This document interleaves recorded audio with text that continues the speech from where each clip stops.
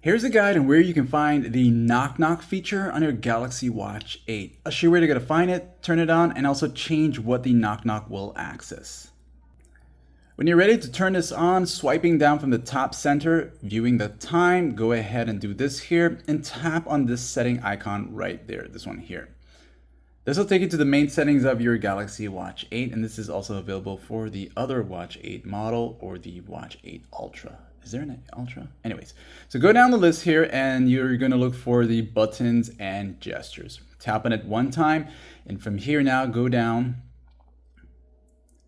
and it's the last one called knock knock. All right, so you want to tap on the words itself, and this feature is around for quite some time now. It is available on the Watch 6 if you have that one, and the Watch 7, which I do have. So as you turn it on now, you will see that there is an access to certain features and functions. You can choose from the My Exercise options, also have it access some of the recent apps there. Open up the stopwatch, even the flashlight, also turn on water lock, which I don't recommend because then that's gonna have a hard time unlocking your watch again.